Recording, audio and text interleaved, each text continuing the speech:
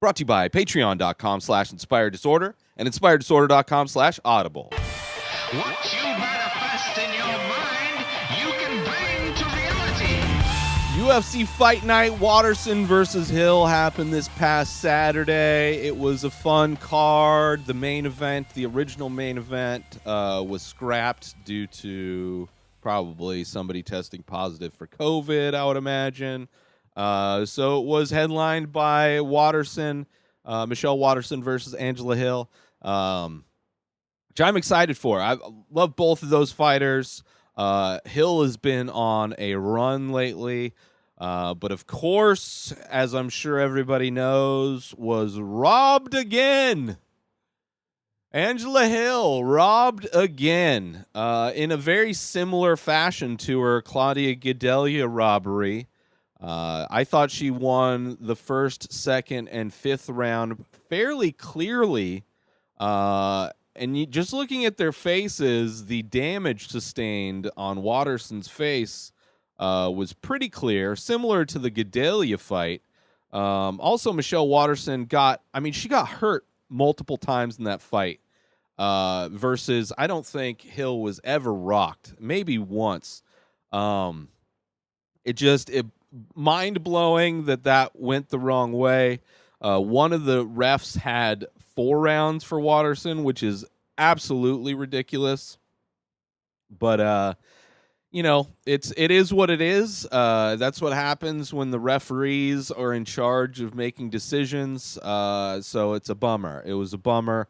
And not that Waterson, it was a great fight. Don't get me wrong. It was fight of the night. It was a close fight. But I thought pretty clearly that Hill got that win. First 2 rounds pretty convincingly. It was Waterson really picked it up where she was able to get some takedowns. She got some control in that 3rd round. She wasn't able to do a whole lot, but she was able to control that round, keep the pressure on the bottom. And she only got 1 takedown in the whole fight, 1 out of 18 takedowns. She also missed on a lot of her punches, which I wonder. I have a feeling because she does the ki thing, or at least she did later in the fight. And I wonder if that influenced judges. Like judges just assume that the punch and kicks land when the noise is made. But that being what it is, it was a fun fight regardless. Despite the robbery that happened in Hills for Hill, the co-main event, Azaitar. New guy. I think it's his 2nd fight in the UFC. I don't know if it's a 2nd fight, but it was a dominant, just like once the bell rang, it was just throwing hands, connecting many times on Kama Worthy, and got an early KO or TKO in that lightweight fight. Good fight. Roxanne Modafferi gets a win over Andrea Lee. Big fan of Modafferi. Her striking really did the job in this one. I think the 1st and 3rd rounds I gave to Roxanne. Just a great, foot move. She's so awkward. Like, she's the heaviest fighter on her feet. She's not bouncing around at all, but she's got enough movement. She's got those jab and that straight left, just like her 1-2, it just basics, and she was able to. I felt that it was the judges made the correct decision in this one. That Roxanne got the win, and Andrea Lee, not a big fan. She's the one, if everybody remembers, maybe a year ago, she has that boyfriend that has the Nazi tattoo that people were even like, we're gonna give him free tattoo session to cover it up, and he's like, nah. I really want to have the swastika on my arm. So it's, politically, Andrea Lee, not my cup of tea. So I'm glad Roxanne Modafferi got the win in that fight. Ed Herman gets the Oscar in his a fake nut shot when he got beat to the body. Rodriguez just really should have had that. It ended up Herman got the submission to a Kimura, but even before that submission, was locked in, and Rodriguez was on top. He was going body head, right? Going body head. Every time he just hit the body, like Herman would immediately cover up his body. He should have just gone all in on that body shot, just kept on the body, and he could have gotten that finish. Thankfully, Dana White gave Rodriguez the win bonus, despite the fact that the referee completely got the call wrong.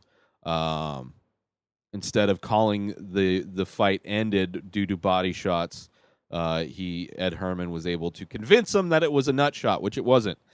Clearly wasn't in the replay.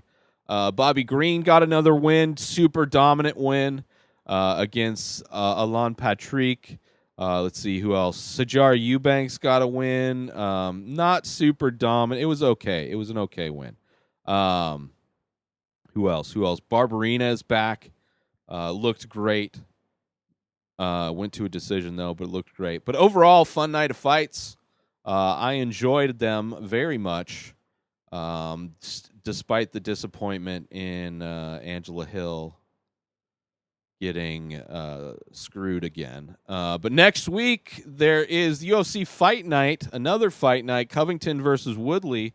I believe this is the last one in the Apex before they go back to Fight Island, headlined by Tyron Woodley and Colby Covington.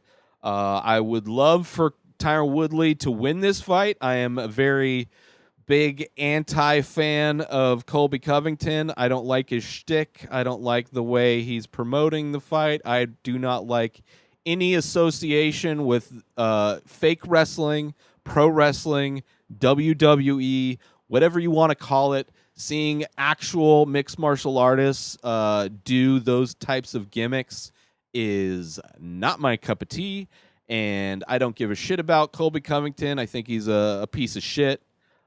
Just like anybody really that supports Trump. Trump is a pretty worthless asshole to and just extremely destructive to the country. So somebody using it as a gimmick to try and get fans is pretty pathetic. But I do not have faith in Woodley's ability to get a win. I have a feeling he's gonna be embarrassed. He's gonna be way too emotional going into this. I think he's going to. I would not put money on Tyron Woodley to win this fight, even though I want him to win. I want him to win in dramatic fashion. I want him to break Colby Covington's jaw off of his face with a punch. I don't think that's going to happen, though. I just don't think Tyron Woodley is in fighting anymore. I think he thinks he's an amazing rapper. I think he thinks he's like the most talented motherfucker in the world. Like, he can just do whatever he wants. Like, oh, I'm an amazing actor. I'm an amazing rapper. I'm even a stand-up comedian. Whatever. Meanwhile, you're a mediocre fighter now. So we'll see. I'm not excited about that fight. I have a feeling I'd be very disappointed. The co-main event, Donald Cerrone versus Nico Price, should be an amazing fight. This one, I love Donald Cerrone. I do. But this matchup, I mean, he definitely has the possibility to win. I just think Nico is the younger, stronger, and he's definitely unorthodox, and I think he get the win. I think he's going to disappoint Cerrone, which I feel bad, but I could be wrong. Cerrone could come in and just light the place on fire. Who knows? And then we have the Coco main event, the Joey Diaz event. The Kazmat Shemaev is the up-and-coming Dagestani wrecking ball fighting Gerald Meerschaert. He's already got his second fight booked after this Meerschaert fight, fighting Damian Maia, which a lot of people are mad about. I don't give a shit. Super dominant in the fights that we've seen him already. We'll see if he can get past Meerschaert. Even if he loses to Meerschaert, seeing him fight Maia, I don't see why that wouldn't happen anyway. Johnny Walker is back. That should be fun against Ryan Spann in the light heavyweight. Mackenzie Dern is back against Ronda Marcos. This is a pretty stacked card. Kevin Holland against Darren Stewart. Overall, Mirsad Bektic is the feature bout in the prelims. Overall, fun night of fights. Jessica Rose Clark is back. after I think a few injuries she's had. She's had to pull out of a few fights, so it's been a while since I've gotten to see her fight. So I'm actually more excited for next week's fight. It's almost feels like a pay-per-view. It could almost be a pay-per-view card, but I'm glad it's not. I'm glad it's not because it's almost a pay-per-view card, you know. But fingers crossed, Woodley wins. But I don't have faith in that guy to pull it out. Whatever. If he does, I'm just not a fan of him. I'm not a fan of either of those guys for completely different reasons. Actually, very similar reasons. They're both extremely fake, egotistical people. They just went two different avenues. Their egos. It's going to be amazing to see how crowded that octagon gets with both of those egos inside of it. Such a small cage, too. Sign up now over at patreon.com/inspired disorder so you can binge the full week of this show, The Ray Taylor Show, ad-free. All 7 episodes, no ads. Binge it now in both audio and video versions. You can also get a coupon code to save a bunch of money on The Many Faces if you want to start buying some of my artwork.